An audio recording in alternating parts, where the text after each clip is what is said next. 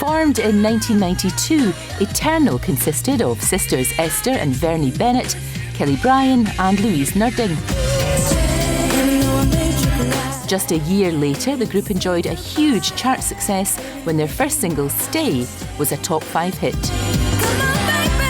Their debut album, Always and Forever, sold over 1 million copies, making Eternal the first UK girl group to do so.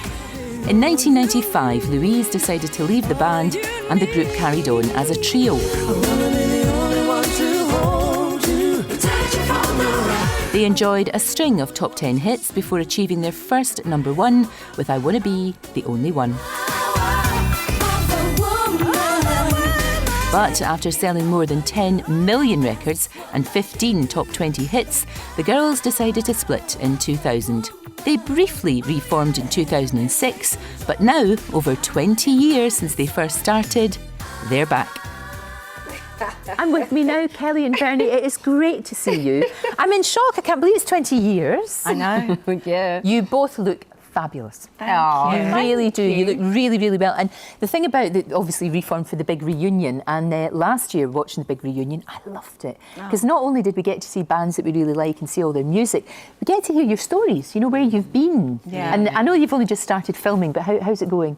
I'm actually really enjoying it, and the other bands that are actually on the show as well, they're fantastic. They have my sides in stitches. Absolutely brilliant. A1, Damaged, Girl Thing, 3T, Fifth Story. Yeah, it's amazing. It's a really, really brilliant mix of people, isn't it? It is, and the genre of music as well. It's just, I mean, it's all put together insofar as we've got R&B, we've got a bit of pop. The 3T boys come with their ballads, big massive ballads. It's fantastic. Excellent. So, for being a part of this, obviously you still really love music, don't you? I mean, that's what both of you love.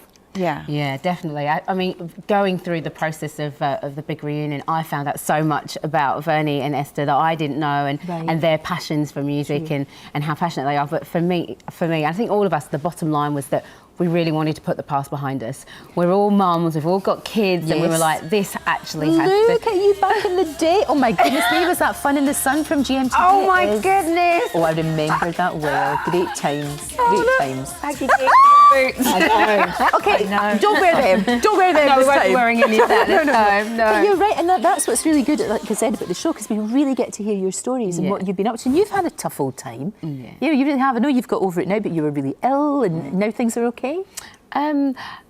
It's a daily sort of it's a daily sort of battle. I think, you know, I've just had a baby, and so having Kaori, it's not the best blend of with when you've got lupus, and so it has, you know, it's been a difficult time, but I'm grateful that I've got this opportunity, and it's just really lovely to get with the girls and to re-establish all those bonds. You know, and that's the thing about what we saw in the last series, and I'm sure what we'll see in this series is, you know, the experiences that you've been through can unite you, but also can break you. You know, it's hard. You know, everybody thinks that if you get the hit records, which you have, I mean, that it's all wonderful and brilliant, and it is. But also there's a darker side as well. You know, it can be really hard out there. And lonely. I remember my first album being quite lonely because it was work. You literally did the TV, you did a show, and you had about 10 minutes or 15 minutes if you were lucky to go back to your room, get ready for the next show, and it was really quite lonely, you know. I don't think people realise that it's so full on and trying to break a market, and then you know, the record companies want more, so you just don't even see home, really. No, it's hard. It is, and people say, "Oh, come on, you're living the dream," but actually, you're like a little hamster on a wheel, aren't you? Absolutely. It just keeps going. Can I just get like a day to myself? You know, because it has to be scheduled in. Because you look at Are you still in touch with Louise? Do you still see her? I'm sure she's going to be watching. She phoned last night. She was like, "Good luck. I hope it all goes really well." She's really supportive of us doing the show. It wasn't quite the right time for her to be involved and the right forum, but she just wishes us all the best of it. And for her, she feels like Eternal's like a really big and special part of her life. Of course. Oh, she will definitely be watching. And the thing about the show is, last year, massive big arena tour it ended up in. Are you excited about that? Because I'm sure that's going to happen again. Oh, yeah. Well, yeah. I mean, that's brilliant. Amazing to be out, see the fans, get to perform live.